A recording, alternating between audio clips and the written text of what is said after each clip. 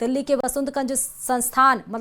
वसंत कुंज संस्थान से जुड़े स्वामी चैतन्यानंद सरस्वती उर्फ पार्थ सारथी का बेशर्म चेहरा बेनकाब हो गया है। जानकारी के मुताबिक 2016 में भी इसी संस्थान की एक छात्रा ने उनके खिलाफ मोलेस्टेशन का केस दर्ज कराया था और उस वक्त दिल्ली पुलिस ने आरोपी को गिरफ्तार किया था और चार्जशीट दाखिल हुई थी। इसके बावजूद स्वामी चैतन्यानंद संस्थान में सक्रिय बना रहा। अब हाल ही में हुई शिकायत पर एफआईआर दर्ज होने के बाद से वह फरार है। लेडी गैंग से लेकर कई खुलासे हैरान करने वाले हैं। देखिए रिपोर्ट।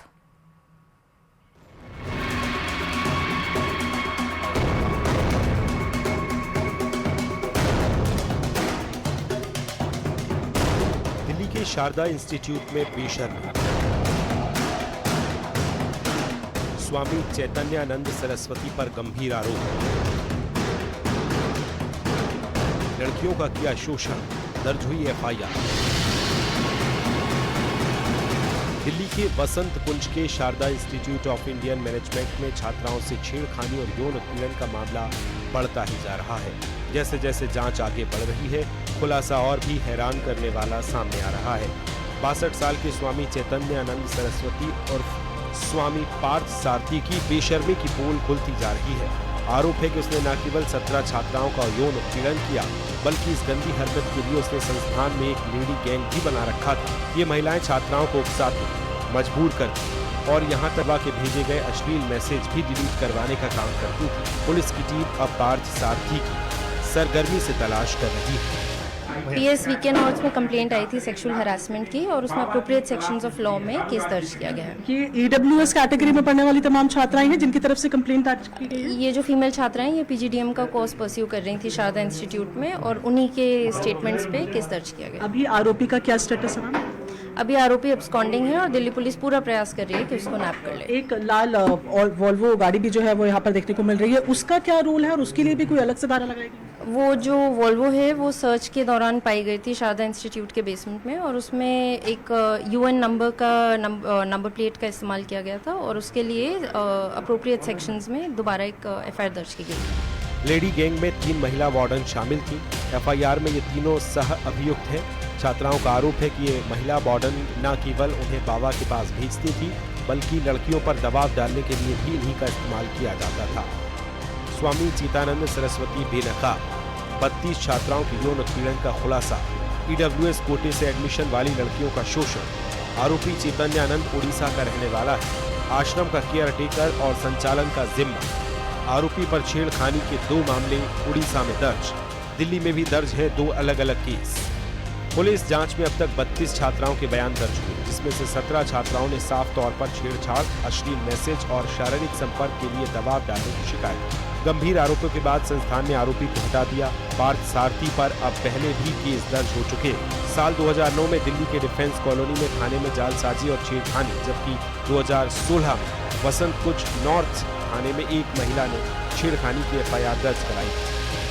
देखिए, ये वही शारदा यूनिवर्सिटी है जिसके अंदर एक मठ चल रहा था और जो पार्थ सारथी करीबन 10 साल से यहाँ पर बतौर आप जो एक केयर टेकर आप बोल सकते हैं और प्रशासनिक जो काम है वो यहाँ पर संभालता था। उड़ीसा का रहने वाला है मूल रूप से और ये कोई पहला मामला नहीं है मोलेस्टेशन का। दिल्ली पुलिस से जानकारी मिली है कि 2 और मुकदमे मोलेस्टेशन के दिल्ली के अलग अलग पुलिस स्टेशनों में जो पार्थ सारथी है उसके खिलाफ दर्ज हुए हैं।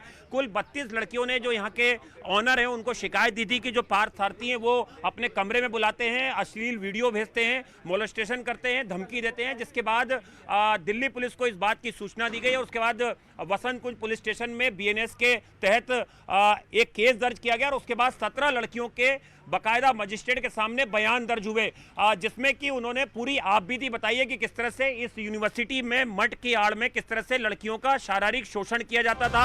दिल्ली पुलिस लड़कियों के शारीरिक शोषण के मामले में अब गंभीरता से जांच कर रही है। सीसीटीवी फुटेज और पूछताछ के आधार पर आरोपी स्वामी चैतन्यानंद सरस्वती और पार्थ सारथी पर शिकंजा कस रही है। Bureau report, news 18, Uttar Pradesh, Uttarakhand. देश निकले हैं ओवैसी का महागठबंधन से भाव नहीं मिलने का दर्द भरे मंच से छलक रहा गया और उन्होंने भरे मंच से तेजस्वी को चुनौती दे डाली। देखिए रिपोर्ट। याद रखो, गद्दारी करने वालों, तुम भी मरोगे, मैं भी मरूंगा। बिहार में जैसे जैसे चुनाव का समय नजदीक आता जा रहा है, वैसे वैसे बयानों के तीर भी तीखे होते जा रहे हैं। सीमांचल में न्याय यात्रा पर निकले AIMIM प्रमुख असदुद्दीन ओवैसी का अररिया में महागठबंधन में शामिल नहीं होने का दर्द छलका तो लगे हाथ SV यादव पर पार्टी तोड़ने का भी आरोप लगा दिया। अरे मेरे भाई, अख्तरुल ईमान ने एक खत लालू प्रसाद यादव साहब को लिखा, एक खत उनके बेटे तेजस्वी को लिखा और लिख कर दिया कि अगर हम बीजेपी को और नीतीश को बिहार में रोकना चाहते हैं तो आओ हम तुमको पेशकश करते हैं कि तुम हमको 6 सीट दे दो। ओवैसी इस दौरान तेजस्वी पर तीखा हमला करते दिखे और दोस्ती का हाथ बढ़ाने को उन्होंने कमजोरी नहीं समझने की सलाह दे डाली। मगर हमारी इस दोस्ती की पेशकश को अगर कोई कमजोरी समझता है तो खबरदार, ये हाथ मंजलिस के बड़े दराज हैं जो दोस्ती के लिए भी आते हैं और तुम्हारे गिरेबान के तार से खेलने के लिए भी तैयार है। ओवैसी का महागठबंधन में शामिल नहीं करने का दर्द छला तो कांग्रेस ने जवाब देते हुए दो टूक कह दिया कि जबरदस्ती किसी से निकाह नहीं कर लीजिएगा ना।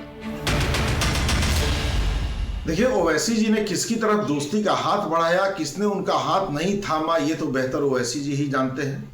अब जबरदस्ती निकाह नहीं ना कर लीजिएगा जी, आपसे हम दोस्ती करना चाहेंगे तभी ना दोस्ती कीजिएगा। जबरदस्ती दोस्ती कर लीजिएगा, जबरदस्ती किसी गठबंधन में आ जाइएगा। कई सारी वैचारिक बातें होती है राजनीति में सैद्धांतिक बातें होती हैं राजनीति में, सब पर सहमति हो, तालमेल हो, तभी ना कोई गठबंधन। ओवैसी ने महागठबंधन में शामिल नहीं होने का दुख जताया तो लगे हाथ बीजेपी ने कह दिया कि सीमांचल के अल्पसंख्यक वोटर्स NDA के साथ हैं, इसलिए ओवैसी की छटपटाहट है। उन्हें मालूम होना चाहिए कि सीमांचल के मुस्लिम वोटर NDA के साथ मजबूती से जुड़ गए। ओवैसी साहब की छटपटाहट इसी को लेकर है और बिहार के सिर्फ सीमांचल वाले जिलों में अपना ध्यान लगा रहे हैं।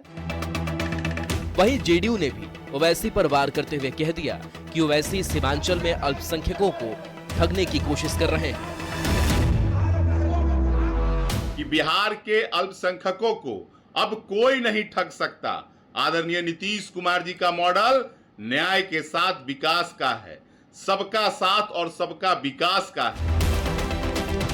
दरअसल ओवैसी का फोकस पूरी तरह सीमांचल में है, जहां मुस्लिम वोटरों की आबादी अच्छी खासी है। यही वजह है कि वो सीमांचल में न्याय यात्रा कर रहे हैं ताकि 2020 में मिली जीत को दोहराई जा सके। हालांकि उनको कितनी कामयाबी मिलेगी ये तो नतीजे के बाद ही पता चलेगा।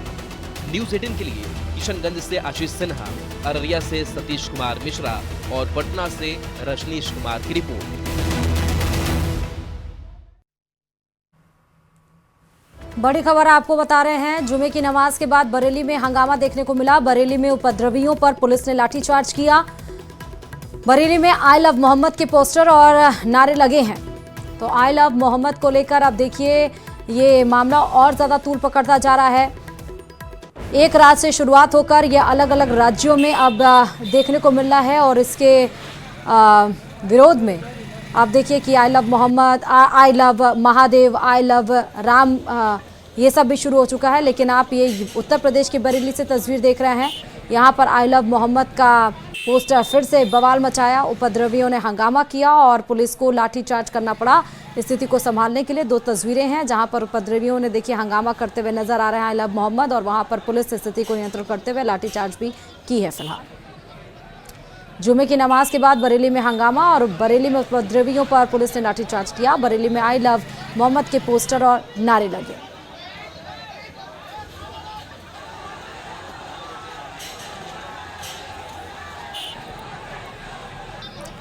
ये एक्सक्लूसिव तस्वीरें हम आपको उत्तर प्रदेश के बरेली से दिखा रहे हैं। जुमे की नमाज के बाद यहाँ पर आई लव मोहम्मद के पोस्टर और नारे लगाए गए। पुलिस ने स्थिति को नियंत्रण में करने के लिए लाठीचार्ज किया।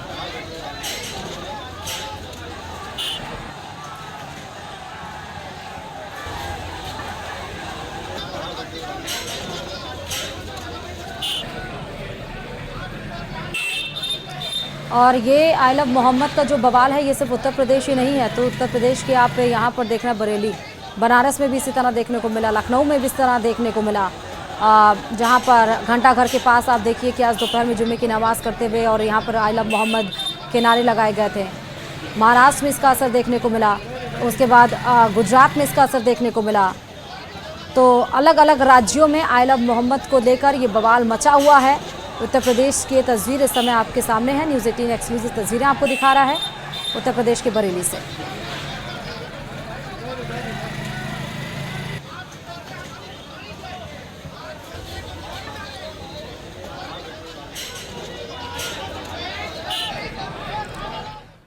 मेरठ का चर्चित सौरभ हत्याकांड तो आपको याद होगा, उसकी पत्नी मुस्कान ने अपने प्रेमी के साथ मिलकर हत्या को अंजाम दिया था। अब मुस्कान पर भक्ति का रंग चढ़ गया है, ये रिपोर्ट देखिए।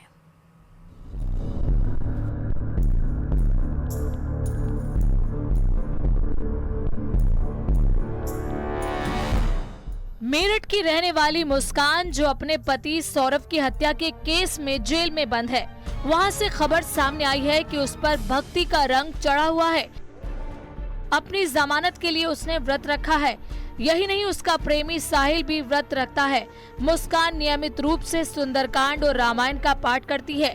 मुस्कान गर्भवती है। उसकी ख्वाहिश ये भी है कि वो श्री कृष्ण जैसे बच्चे को जन्म दे। अधिकतर समय उसका पूजा पाठ, रामायण और जो भी यहाँ पर धार्मिक पाठ होते हैं जैसे कि सुंदरकांड, उसी में व्यतीत होता है। और हर माँ की इच्छा होती है कि उसके एक अच्छा और संस्कारी बेटा पैदा हो। उसी के तहत उसकी भी ये मनोकामना हो सकती है। इसकी व्यक्तिगत चीजें इसमें मैं कुछ नहीं कहूँगा, लेकिन सिर्फ इतना कहना चाह रहा हूँ कि जो प्रेग्नेंट महिलाओं का SOP होता है उसी के अनुसार हम उनको दवाइयाँ दे रहे हैं और मुस्कान को सभी चिकित्सा उपलब्ध करा रहे हैं, एक्स्ट्रा डाइट। मुस्कान और उसका प्रेमी साहिल मेरठ के चौधरी चरण सिंह जिला कारागार में बंद है। जेल अधीक्षक के मुताबिक मुस्कान के घर से अभी तक उसे कोई देखने तक नहीं आया। दोनों ने जिस तरह सौरभ की निर्मम हत्या की, उसने सभी को झकझोर रख दिया। सौरभ के टुकड़े करके उसे नीले ड्रम में सीमेंट डालकर जमा दिया था। देखिए, कारागार में केवल रक्त से संबंधित जो होते हैं, जैसे पिता पुत्र, माता बेटा, माँ बेटी, उस तरह के ही या पति पत्नी वही मिल सकते हैं। तो उन्होंने ऐसा कोई प्रमाण पत्र अभी तक नहीं दिया है जिससे सिद्ध हो सके कि वो पति पत्नी है। लेकिन VC के दौरान, जब वीडियो कॉन्फ्रेंसिंग के दौरान जब जज के सामने पेश किए जाते हैं तो वो एक ही कक्ष में पेश किए जाते हैं। उस समय उनकी मुलाकात हो गई। क्या मुस्कान का हृदय परिवर्तन हो गया है? क्या उसे अपने किए का अफसोस हो रहा है? अगर मुस्कान पहले भक्ति मार्ग पर चलती तो आज शायद सौरभ जिंदा होता। फिलहाल तो उसने अपनी जमानत के लिए भक्ति की राह पकड़ी है। मेरठ से निखिल अग्रवाल के साथ bureau report, news 18 UP Uttarakhand. भारतीय वायुसेना का लड़ाकू विमान MiG-21 आज रिटायर हो जाएगा। 6 दशक से ज्यादा समय तक देश की सेवा करने वाले MiG-21 लड़ाकू विमान को चंडीगढ़ से आखिरी विदाई दी गई। 62 साल का लड़ाके ने आज इंडियन एयरफोर्स को अलविदा कहा। देखिए रिपोर्ट।